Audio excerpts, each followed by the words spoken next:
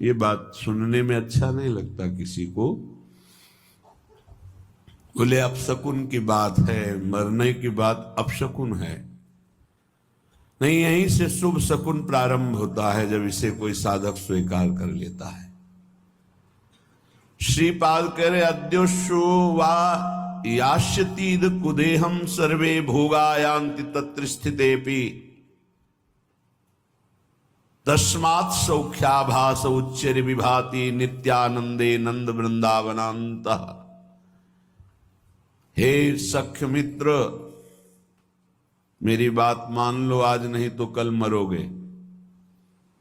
ये महापुरुष जन ही याद दिलाते हैं। इसी याद में भगवान की याद समा जाती है कि जब मरना है तो ठीक से चलें, जितने दिन जिए अच्छे आचरण करें, प्रियालाल के नाम जप का निरंतर अभ्यास करें, क्योंकि यही नाम रूपी धन हमारे साथ जाएगा। अद्य सुवा यस्यातीदम कुदेहम, ये देह आज नहीं तो कल छूट जाएगी, जिसको तुम बहुत अभिमान से अपना मानते हो। अपना ही नहीं मानते, मैं मानते हो कि मैं जवान, मैं बलवान, मैं रूपवान, मैं गुणवान। कितने दिन के लिए? ब्रह्मा जी की आयु में करोड़ों बार अपने लोग जन्मते मरते एक दिन में। उनकी दिव्य 100 वर्ष की आयु, एक दिन में करोड़ों बार हम मरते हैं, करोड़ों बार जन्मते हैं जब तक भगवत प्राप्ति नहीं होती, एक दिन में उनके। और अधिक ही हो सकता है, कम नहीं। ऐसे चंद मिनट समझो, शरीर की आयु के 50-55 वर्ष गए, ऐसा लगता है तो कल की बात है, अभी कल घर से निकले थे, ऐसा लगता है। 50-55 वर्ष निकल गए, कितनी बड़ी आयु निकल गई, पता नहीं चला। अब कितने सेकंड मिनट है इसका भी पता नहीं। जैसे आप अंजुली में पानी कस के कितना भी बांध लो, वो एक समय आएगा कि खत्म हो जाएगा। कितना भी बांधे रहो, वो एक एक बूंद तुम रोक नहीं सकते, वो निकल करके चला जाएगा। जो भगवत प्राप्त महात्मा हैं वही हमको संबोधन ऐसा कर सकते हैं, नहीं तो प्रायः अपनी स्वार्थ बुद्धि रखकर उपदेश देने से किसी भी जीव के हृदय में संसार से उदासीनता पैदा नहीं होती। और बिना संसार से उदास हुए कोई सच्चिदानंद भगवान का नाम जप या भगवत प्राप्ति की चाह कर ही नहीं सकता। भोगेश्वर्य प्रसक्ता नाम तया प्रहृत चेतसाम व्यवसायत्मिका बुद्धि समाधून विधीयते। ये व्यभिचारिणी बुद्धि कभी जनेन्द्री को लेकर, कभी रसेंद्री को लेकर, कभी ये गंदी वृत्ति वाली भोगों में सुख निश्चय कराकर पूरा जीवन व्यतीत होता जाता है और नष्ट हो जाता है। जिसका भोगों में और ऐश्वर्य में महत्व बुद्धि है, चित्त अपहरण कर लिया गया है, वो कभी भगवत प्राप्ति का निश्चय ही नहीं कर पाता।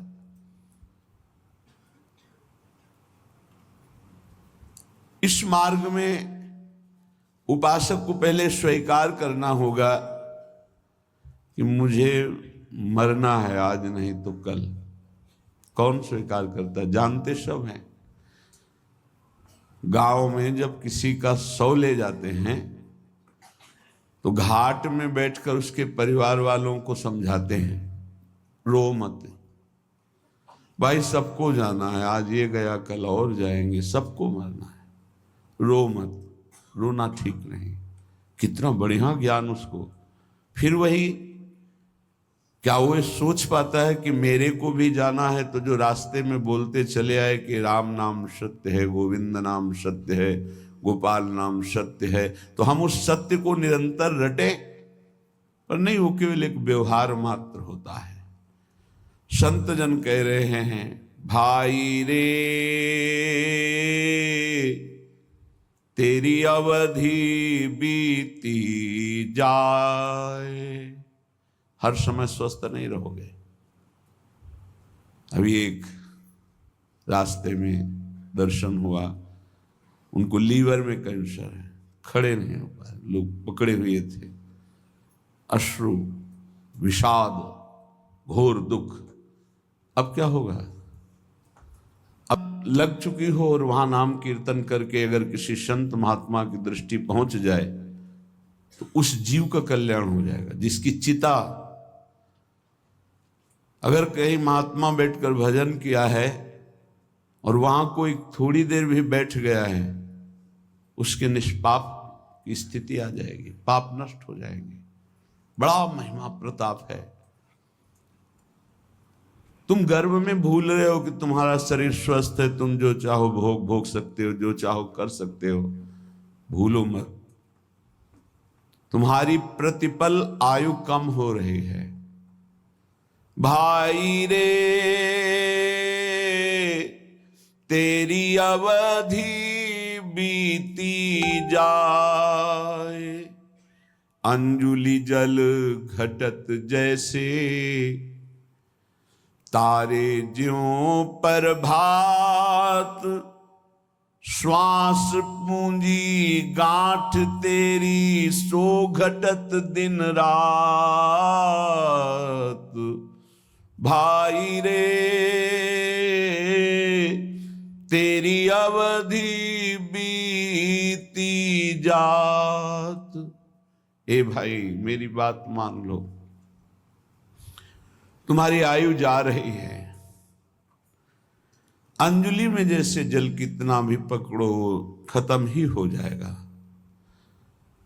जैसे प्रभात काल में तारे तेजहीन हो जाते हैं, ऐसे ही तुम्हारी आयु, तुम्हारी कीर्ति, तुम्हारी संपत्ति, तुम्हारे परिवार, कोई तुम्हारा साथ नहीं देगा।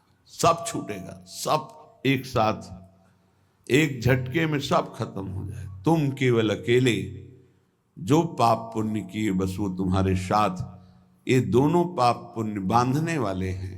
एक केवल नाम ऐसा है जो आपका परम कल्याण। नाम रूपी धन लेके जाओगे तो ब्रह्मा भी नमस्कार करेंगे। न्यायाधीश धर्मराज के दरबार में तुम्हारे न्याय की जरूरत नहीं पड़ेगी। नाम जापक को धर्मराज के पास जाना नहीं होता, उसका न्याय स्वयं श्री हरि के दरबार में होता है। वो चाहे 10-20 बार ही नाम क्यों न लिया हो, ध्यान रखना। यदि 10-20 बार नाम सुरक्षित रख सके, वैष्णव अपराध न करे, निंदा न करे, तो 10-20 बार का नाम ही उसका परम कल्याण कर देगा। तुम्हारी गांठ की अमृतमयी पूंजी नष्ट हो रही। श्वास बहुत खतरा है। ये श्वास जो बहुत आराम से ले रहे हो, एक दिन ऐसा आएगा ये श्वास नहीं ले पाओगे। जो आंख से देख नहीं पाते उनसे पूछो, उनको लगता है आंख वाले कितने सौभाग्यशाली हैं, सब देख पाते हैं। जिनके कान की श्रवणेंद्रिय शब्द नहीं सुनती, उनको लगता है कितने सौभाग्यशाली हैं जो सुनते हैं। तुम देख रहे हो, चल रहे हो, सुन रहे हो, बोल रहे हो, खा रहे हो, स्वस्थ हो। अवसर है भगवत प्राप्ति का, बाद में पछताना होगा। यह अवसर है। तुम्हारी श्वास की पूंजी नष्ट हो रही है। जो श्वास नाम में गई वही सार्थक नहीं, सब बेकार, सब बेकार। लाखों बार भोग भोग लो, हर भोग, लेकिन फिर भी वही भोग तृष्णा। क्या माया का खेल है। लाखों बार भोग लो, फिर लगता है एक बार भोग करके देखो कितना सुख मिलेगा। यही मन, यही बुद्धि, ये खा के देख लो, ये देख लो, ये सूंघ लो, ये भोग लो। ये ठग हमारी श्वास रूपी पूंजी को नष्ट कर रहे हैं। हे भाई, जो श्वास चली गई वो दोबारा नहीं आने वाली। इसमें संत जन श्वास का लाभ ले पाते हैं, चाहे वो गृहस्थ संत हो या विरक्त संत।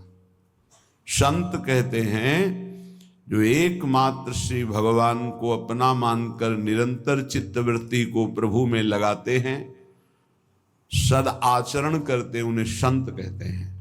चाहे वो पैंट शर्ट में हो, चाहे वो अन्य वेश में हो। अगर विवेक नहीं है, अंदर से वैराग्य नहीं है, भगवत चरणारविंद का चिंतन नहीं है, तो पाखंड है चाहे जो हो। बिन विवेक वैराग्य भक्ति बिनु सत्य न एको मानो, भगवत विमुख कपट चतुराई सो पाखंड नहीं जानो। पाखंड का स्वरूप न विवेक है, न वैराग्य है, न भगवदाकार वृत्ति है, केवल पाखंड ही पाखंड है। और ये बहुतायत कलयुग का प्रभाव फैलाएगा। कोई बिरला पाखंड से बच पाएगा। पाखंड कहते हैं पाप का अंश, पापखंड पाप का अंश, पाप का अंश पाखंड कहलाता है। हम निष्पाप वेश धारण किए हुए हैं, आचरण पाप का करते हैं तो पाखंड है, दुर्गति होगी। निष्पाप मार्ग के पथिक हैं, भूली न देह कुमारक पाऊं, थोड़ा भी पाप तो पाखंड है। पाप धर्म शास्त्र के विरुद्ध बोलना, देखना, सुनना, भोगना सब पाप है। शास्त्र सम्मत आचरण करना ये साधुता का लक्षण है, वो चाहे गृहस्थ में हो चाहे विरक्त में। तस्मात् शास्त्रम प्रमाणन्ते कार्याकार्यो व्यवस्थित हो। कार्य और अकार्य की व्यवस्था शास्त्र के अनुसार करे उसे साधु कहते हैं। तुम्हारी श्वास की पूंजी जा रही, बहुत कीमती श्वास है। अज्ञान के कारण तुम सोचते हो कि नाम छूट गया, लेकिन 1 लाख रुपया तो मिल गया। क्या करोगे 1 लाख? 1 लाख का महत्व क्या है? भोग सामग्री मिलेगी। क्या करोगे भोग सामग्री? भोगेंगे किससे? इंद्रिय और मन से। पुनः गंदे हो जाएंगे, पुनः गंदे हो जाएंगे। अगर साधन से थोड़ा पवित्र हुए फिर गंदे हो। हमारा नाम चल रहा है, फिर प्रसाद का सेवन करते हुए भगवत आचरण कर रहे हैं, कोई घाटा नहीं। हर श्वास श्वास श्वास सुमिरन करे, दुविधा रहे न कोई, निश्चित भगवत प्राप्ति होगी। नाम श्वास दोनों समान हो जाएं। श्वास ही नाम, नाम ही श्वासा, नाम श्वास को भेद मिटावे। अब श्वास की कीमत पता चली। कई बार सत्संग में कहा है 50 वर्ष मेहनत करके कमाया है, तुम्हारी अंतिम श्वास और कह दो 50 वर्ष की कमाई, 50 वर्ष की श्वासों के द्वारा कमाया हुआ ये वैभव धन संपत्ति आपको देते हैं। हे भगवान, 1 श्वास और बढ़ा दो, नहीं बढ़ेगी। ऐसी कीमती श्वासों को जो तुम्हारे जीवन भर की संपत्ति देने पर 1 श्वास नहीं बढ़ सकती, तुमने बेकार खर्चा कर दिया, व्यर्थ जीवन गया। साधु संगति पैठ लागी, ले लगे सोई हाथ, बड़ो सौदा हरि सुमिरो, सुमिर लीजय प्रात भाई रे, अवधि बीती जात। अगर श्वासें सार्थक करनी तो साधु संगति करो। साधु संगति करी अनुदिन राति, रात दिन साधु संगति करो। साधु संगत से तुम्हें पता चलेगा कि महंगा सौदा कौन है। बोले हरि, सबसे महंगे हैं हरि। ये लोक परलोक की संपत्ति से नहीं खरीदे जा सकते, तपस्या से नहीं खरीदे जा सकते, साधना से नहीं खरीदे जा सकते। अगर इनको पाना है तो साधु संगति करो।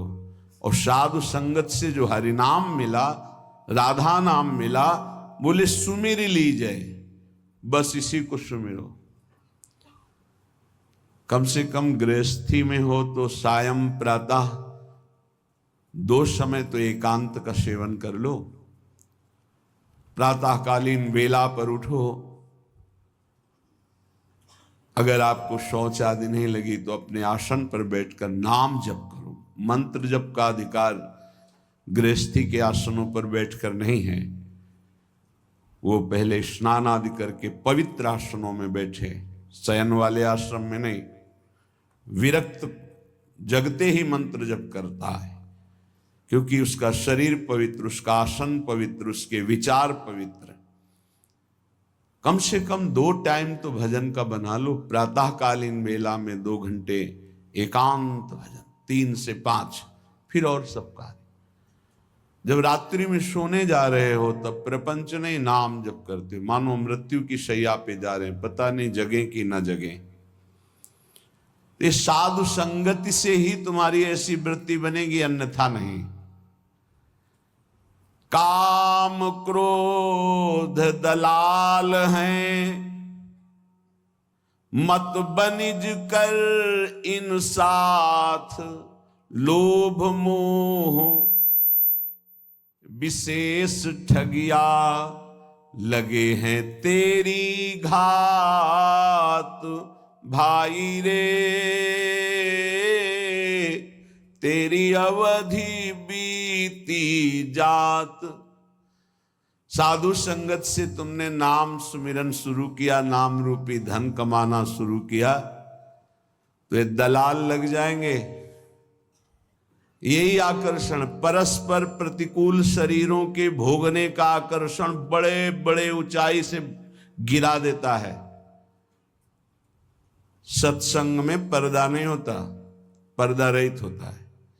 हम सब भगवान के अंश है, न कोई स्त्री है न पुरुष है, ढांचे हैं स्त्री पुरुष के, पर माया का जाल ऐसा है, परस्पर इन ढांचों का इतना जोर का आकर्षण है। बड़े बड़े ऊंचाई पर जो अपने साधन का अहंकार रहते हैं, घुटने टेक दिए माया के आगे।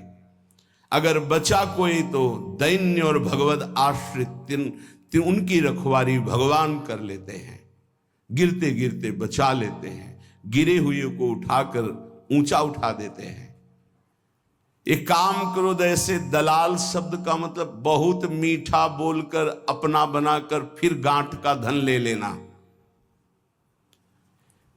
सुधामयम वाचो कामिनाम रसवर्धनम हृदय क्षुरधाराभाम। इन ठग दलालों की वचन कैसे होंगे? कामिनाम रसवर्धनम, अंदर ही बैठे हैं, देखो ये भोग है, फ्री है, भोग लो, सुखी हो जाओ।